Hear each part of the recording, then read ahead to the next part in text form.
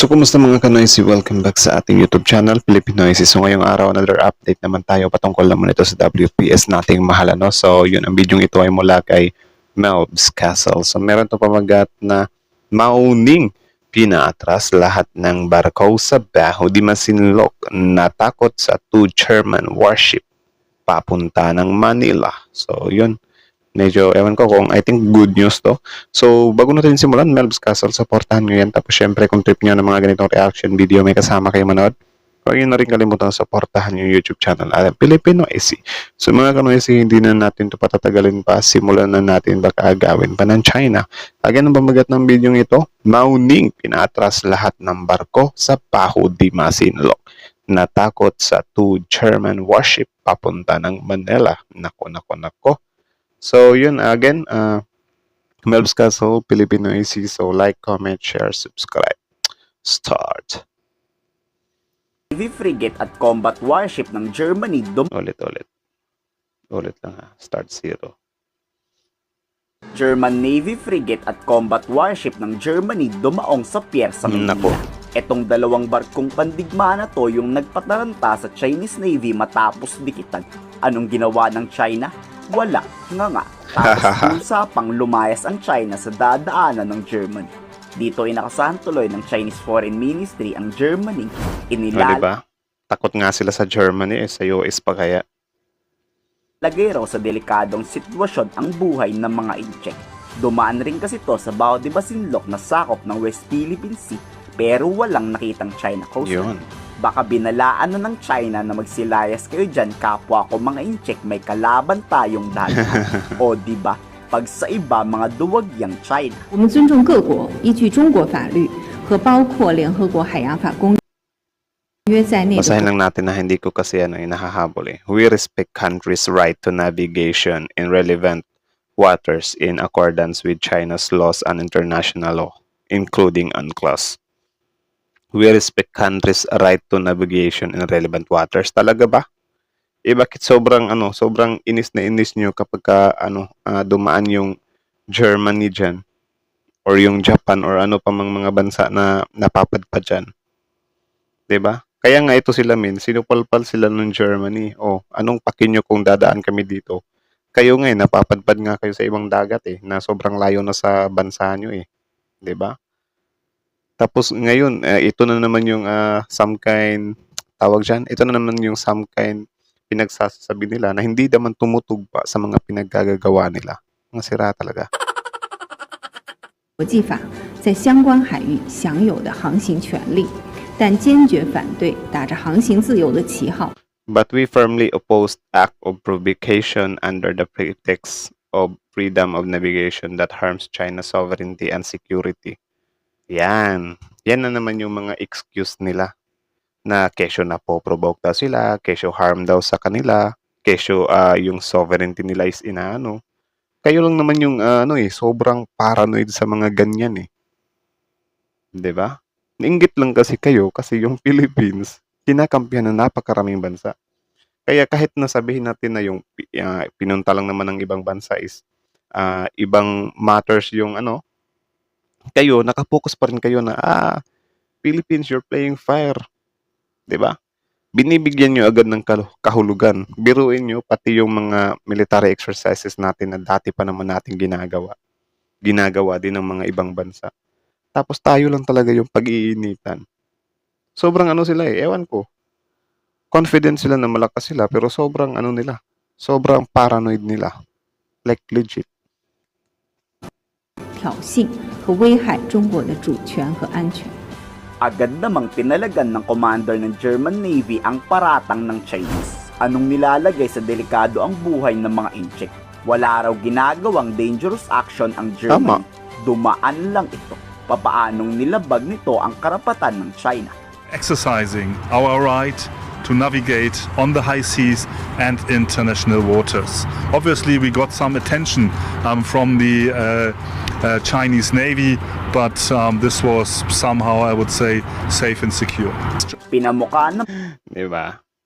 Ngayon, dahil syempre hindi mapalagpalagan ng China yung Germany, hindi nila magalaw Kaya pinapalabas na lang nila Na syempre, we have a right to some kind secure our sovereignty. There's mga provocation. Kahit wala naman. It's just yun na lang talaga yung pinanghahawakan nilang excuse. Nakakatawa, di ba? Naman ng German ambassador to the Philippines na obob tong mga Chinese. Obob Anong talaga. pinagsasabi ng China na ang West Philippine Sea ay Chinese territory? Nako. Ni isa raw batas wala daw makakapagsabi na sa China yan. Suportado nga ng Germany ang Pilipinas sa paggiit ng karapatan nito sa West Philippine Sea. Matatanda ang kinakatakutan ang Germany noong World War II. Si ano yan? Germany is far away from the Philippines, Hitler. but this water is important to us. And China, I might recall, is also sending its navy to other parts of the world which are not close to China. And every claim by Diba? China Pati sila daw, nagsisend sila ng mga barko nila kahit sobrang layo na sa kanila. Tapos kapag yung some kind malapit sa kanila, iniiyak kanila. May masabi lang talaga, di ba? that this is their waters is internationally, it is wrong from the standpoint of international law.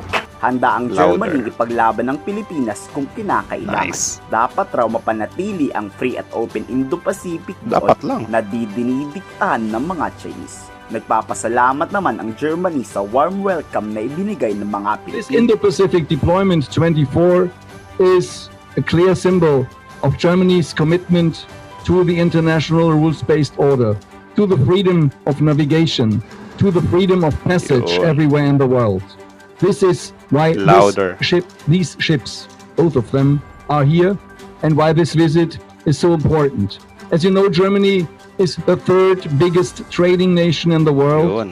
and is very much dependent on the freedom of navigation, on free shipping routes. Ito All yung pinangangambahan din nila kasi syempre mga bigating bansa din to tapos sa atin pumapanig. Syempre matitriggered talaga sila.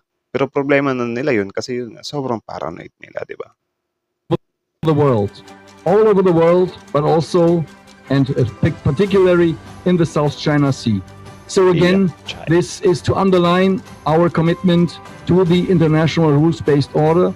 This is to underline our solidarity with our Filipino friends, with all those countries and partners who protect and promote the international rules-based order and the freedom of navigation. Yun. Let me say thank you once again and welcome once again to our German friends from the Navy. I'm sure they will experience Filipino hospitality in the Maraming Diba? sumusuport Thank you din. Makakaasa kayo. Maano talaga. Mararamdaman nyo talaga yung pagiging hospitality ng mga Pilipino. sa Pilipinas pagdating sa gulo. Sana lang talaga pag dumating ang oras na magkagera pero wag naman sana may aasahan tayong tulong mula sa kaibigan nating mga Yun. bansa. Kayo, anong masasabi? So, yun lang naman mga kanoisy. So, kayo ano masasabi nyo dito? Comment down below. Tapos yun, pag-usapan natin yan sa comment section. So, yun, kita nyo naman yun, di ba? About nga yun sa some kind pagtapak ng Germany sa dagat di umano na inaangkin ng China. Di ba? Sobrang nakakatawa, di ba? Sobrang paranoid nila. Sobrang, sobrang, ewan ko, para sa kanila, partida pa nga. Sila nga daw yung pinakamalakas na pandigma sa karagatan 'di ba? Pero kapag may mga ibang bansa na umaaligid, dumadaan, wala na, pinag-iisipan agad na masama. Ito yung mga tipong tao na, for example, may bago silang business. Tapos kapag may pumasok na customer sa kanila, pinagdududahan Parang something like that ba? Customer mo na, pinagdududahan mo pa. Parang same lang din dito na yung China, akala ko ba sila yung pinakamalakas? Bakit kapag may pumapasok dyan na hindi naman malakas talaga dyan sa pinag-iiyak ka nila? 'Di ba? Ayun, nasupalpal tuloy sila. Nung nagpalabas ng statement yung Germany na bakit ganyan kayo China? Kayo nga umaabot nga kayo sa ibang bansa, ibang karagatan, sobrang layo na sa inyo 'di ba? Ano, gusto niyo bang na ganunin din kayo? Pag-iinitan din kayo, sabihan din kayo na, anong ginagawa nyo dito? Nampo-provoke pa kayo. Di ba hindi naman ganyan yung tanggap ng ibang bansa sa kanila? Pero bakit ito sila ganito? Di ba? Sobrang papraning Sobrang advance mag-isip ng mga taong to. Like tipong dadaan ka lang, iiyakan mo agad. Pwede ba yun? Nakakainis, 'di ba? Na ganyan nga. Siguro yun nga, inggit lang talaga yan. I think inggit sila, eh. Inggit sila or siguro, sige sabihin na natin na ano, na sila yung pinakamalakas na ano, karagatan, pandigma sa karagatan. Pero siguro ang kinakatakot nila, what if magsanib puwersa lahat ng mga ano, ng mga bansa. Siyempre mas lalakas yung ano, yung nagsanib puwersa over sa kanila, 'di ba? I think 'yan yung kinakatakot talaga nila, eh. Pero siyempre karmanan nila 'yan. Kasi hindi naman talaga dadami yung ano, eh, yung mga kalaban nila, eh, kung dati pa lang hindi na nila pinagpipilitan yung sarili nila diyan, eh, 'di ba? Alam mo kahit yung ano nga, eh, yung Germany nga, aware sila, eh, na, "Oh, ang lalakas ng trip niyo, na kayo pa yung samkain maghari-harian diyan, gayong ang samkain title niyan or ang tawag diyan, pruweba nasa Pilipinas." 'Di ba? Naipanalo ng Pilipinas 'yan tapos kayo pa yung, galit-galitan diyan, 'di ba? Alam niyo yung nakakainis, lantaran na nasa harapan na nila mismo na sa atin nga 'yan, tapos pinipilit nila. Tapos ngayon kapagka may napadpad siya ng mga ka-allies natin, wala, pinagsisindak nila. Eh, hindi alam ng China, pinagtatawanan lang din sila, 'di ba? Malinaw naman min, eh, pinagtatawanan lang talaga yung China sa buong mundo, 'di ba? Puwera na lang siguro sa mga friend nila, pero hindi nga natin alam kung gaano talaga ka-committed yung mga friend ng China, eh. Baka time will come, iwanan lang din sila kasi hindi na maintindihan, 'di ba? Baka nga yung mga allies nila tatraidorin din ng mga 'yan, eh, 'di ba? Ay naku. So, yun lang naman. Again, kayo ano masasabi niyo dito? Comment down below tapos yun pag-usapan natin yan sa comment section. So again, Melbs Castle, original video link in the description box below. Tapos syempre, bago niyo iwan yung channel natin, huwag niyo na rin kalimutang mag-like, mag-share, mag-comment at mag-subscribe. So that's it. Thank you so much for watching. Filipinoisy is